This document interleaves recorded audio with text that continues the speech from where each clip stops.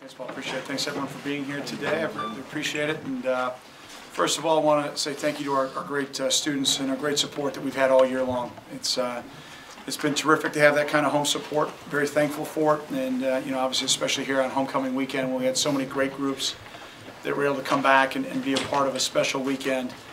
We're obviously ecstatic to get them a win to make their reunions a little bit more fun here tonight. Matter of fact, my class is having their 15th year reunion, so I won't be there unfortunately, but I hope they have a great time and we're able to get a win for them. Real special night on Thursday when we had a reunion for the 62 team, and to have Paul and Tommy and Jay on the dais with Jim and the way that they described their experiences here. And to be the #1 team in the country is what we aspire to be. Obviously, we're not quite there yet, but it's great to get a win, and obviously a great team win for us today. To be able to run the ball the way that we did, to be able to, for the most part, defensively, really dominate on 3rd down, and then on 4th down with the stops was critically important. And then another big special teams play by our young men that really encapsulated a great team win. Had a very special moment in the locker room after the game where Patrick Ward presented Melanie Brockmeyer with the 67 jersey that Patrick wore today, and we lift this game up to the Brockmeyer family, and it was just one of those special moments that I don't think anybody in our football family will ever forget. And I know the big fella's down looking down upon us and smiling ear to ear, probably standing right next to Walk, you know, having a good time. So, you know, with that, obviously we need this bye week. It's been a long grind to this point. Our guys have persevered and we've battled, and now it's midterm time to go win this week academically, and then you know, obviously get ready for a great opponent here a couple weeks from now on the road. So with that, how about some questions, please?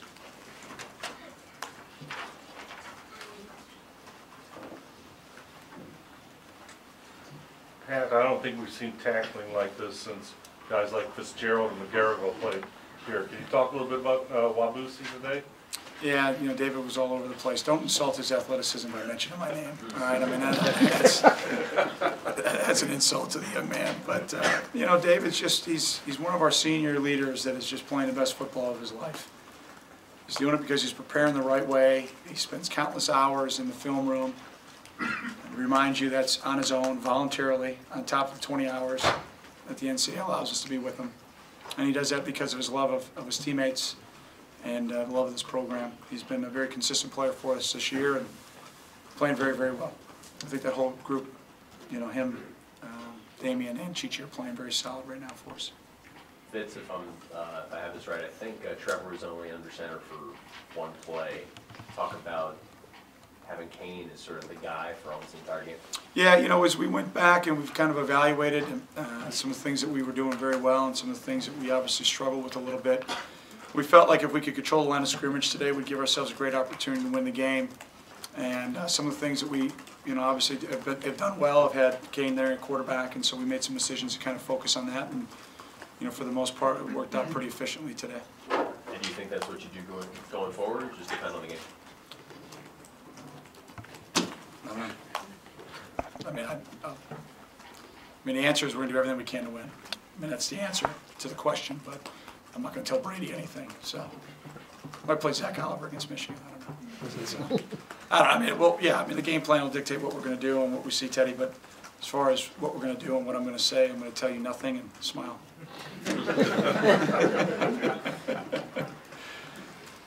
Coach, you mentioned midterms for one thing, and I'm wondering what kind of team grade you would give the Wildcats at this point, and especially going into this bye week. Yeah, well, you know, a week ago we were in the driver's seat of where we want to go, and that's Indianapolis, and we put ourselves in the back seat, you know. And I think with the win today, we've moved back up in the front seat. We're not driving it. I think the kids said we're riding shotgun or something like that, you know. But you know, we're back up in that seat now. You know, as I addressed them, and you'll hear me say it again in my press conference on Monday a couple weeks from now. They forget what you do in September and October, and you guys remember what we do in November.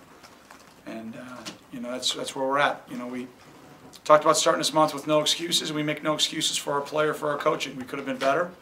But, you know, we've put ourselves in position now to be in the postseason. We put ourselves in position to have a significant November. And the credit goes to our staff, and especially, most importantly, to our young men. They've battled, they've persevered, you know. And, yeah, it's just amazing. You know, when we win, it's like, hey, you know, we found a way to win. When we lose, it's like the sky's falling. know, it's all I read, it's all I see, and it's all our kids see. And you know, we've had great fan support, and they've done a great job of not listening to the negative. You know, we're a 7-win football team right now, and I'd like everyone not to forget that. That would be great. And the credit goes to the kids. Coach, if you could just give us a little insight into the game plan for this week's game. Were you planning on not throwing the ball as little as you did today? Or Yes. do something? Told you I'd smile, right? Good deal. I smiled. I'm not going to give you trade secrets, so I'm sorry. I hate to tell that to you.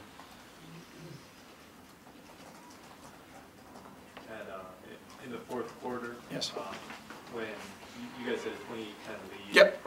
they started to get a little momentum. Yeah. Any message that you sent to the players or the coaches on the sideline just in light of what's happened the last couple of weeks? Yeah, well, yeah, we just talked about doing what we do. Let's go out and execute and do what we do. And I thought that's the big thing. I mean, I hate to break it to you, but we don't look like deep into all these things and the psychological aspects. And oh my gosh, it's the same way it was 2 weeks ago. What are we going to do now? You know, it's not what you do. I mean, you focus on what's working. You focus on the issues that you have. You correct them. And you just remind the guys just to keep doing what we do and to trust themselves and trust what we're asking them to do. I think when you start to overanalyze things is when you get into a problem. We're not very good when we overanalyze. We're not very good at all. You know, and that's my job as a coach, is to make sure that we don't do that as a staff and that we don't do that with our young men. And again, I thought the guys played pretty well. If we don't turn the ball over in the red zone, we put that game away with 10 minutes left. And it's disappointing that we did that. We can't have that happen. Coach Venrick almost had a 99-yard run for a touchdown, got caught from behind. Have you ever seen him get caught from behind before, and how surprising was that to see? Well, you know, like I said, I think on Monday this week, I'm really excited. I think Micah caught him. Yeah, I'm excited that Micah's graduating. He's been a great player for him. You know, I think he made some money today running Venrick down. He's a great player. And has a great run, great scheme, great blocking at the point of attack. And I'm going to lobby President Shapiro to put a jumbotron. So if Venrick could have seen himself running like Jeremy did in Lincoln last year, remember Jeremy made a little turn as the guy was coming to get him. You know, if he didn't know the guy was behind him. So let's get to work on that, Jim. We need to get a new jumbotron across the south side so V can see who's coming behind him. But he made a great decision. He felt some contact and he covered the ball up. You know, if he was a selfish guy, he would have tried to fight for some more yards. So it was a great job by V. Fitz, at the beginning of the third quarter, block punt really seemed to solidify your advantage in the game. Was that a planned block, or was it just rush it through an open? You know, I think I've gone after Iowa for either as the head coach or as a special teams coach for 13 years, and I think we've been 0 for 12. So, law of averages, 1 out of 13. You know, I mean, we're just fortunate. You know, we're just fortunate. Tyrus going and making a great play, great job by Dennis Springer, scheming some things up a little bit, and you know, great job by them. Pat, describe Kane Coulter to those of us.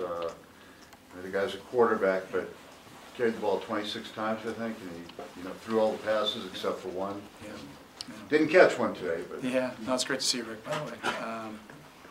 Well, number one, he's dynamic. You know, he's an explosive athlete that can do a lot of things and do them well.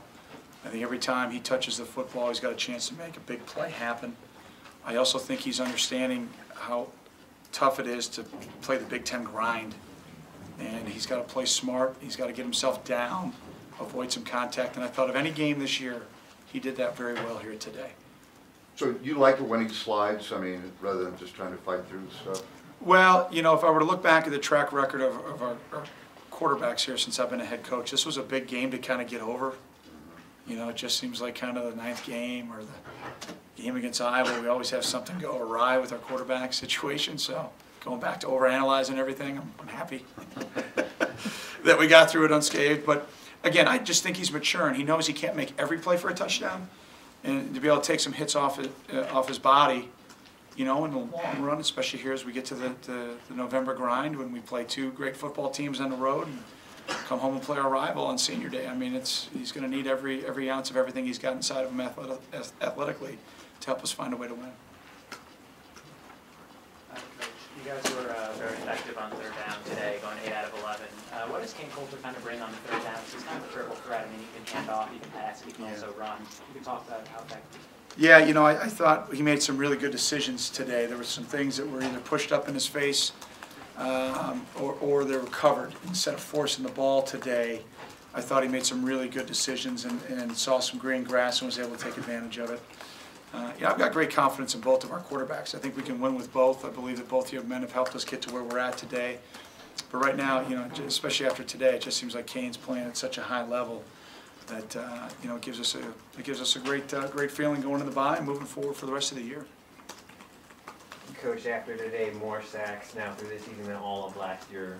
What's been the key to the defensive line play and the pass rush improving so much this year? Yeah, you know, I really think it has a lot to do with the way that the young men are playing with tremendous effort. It seemed like we were having a party in the backfield all day today. It seems like we were on James quite a bit, and you know, that's what the guys talk about. You know, there's a party at the quarterback and everyone's invited. So, you know, that group is really, and Marty Long's done a terrific job. That group's got terrific chemistry right now. That defensive line has got terrific chemistry. You know, the senior leaders and Quentin Williams and Brian Arnfelt are doing a terrific job leading that group. And it's a young group. I mean, I've just mentioned 2 seniors that are playing, that's it. And so the rest are all young guys, and you know, it's really encouraging to see the growth in that group. And you know, we're got some guys coming in the wings too. You know, and we're excited about where that group is headed here for the future. They're gonna see a completely different challenge here a couple of weeks from now when we see Denard.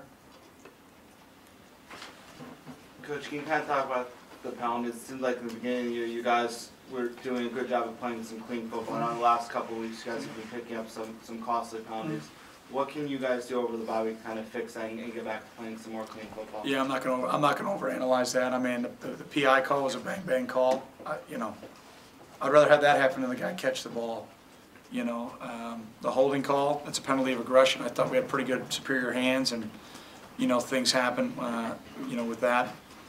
The offsides call is a judgment call. I mean, you know, I can keep going through each call. I'm not upset with any of the calls today from our guys. I'm not upset at all with the officials. I thought our guys played aggressive. Sometimes you're going to have some penalties of aggression. You know, a week ago, maybe a little bit different. Maybe we tried to press too much and tried to make too many things. You know, I think I said it at the post game here when I was with you guys. You know, we had plenty of nickels a week ago. We just didn't take the nickels. You know, and had the nickels add up to $1. You know, today we were willing to take the things that the defense gave us, and it helped us be successful. Fitz, you can actually watch the Michigan-Nebraska game today? Yeah, oh yeah. I'm going to have a great time. This is the first, I don't know when the last time I had a chance to go home and be a dad. So I'm pretty fired up about it. You know, I got 3 little rascals that are stoked. And I think we got a beautiful little niece and nephew that are coming over. We're going to have a good time. It's homecoming, right? So I'm going to have a good time. Anyone else? Thanks, Coach. Great. Thanks, everybody, for being here and for your support. Have a great week and a happy Halloween. I want to see you guys. Okay, thanks.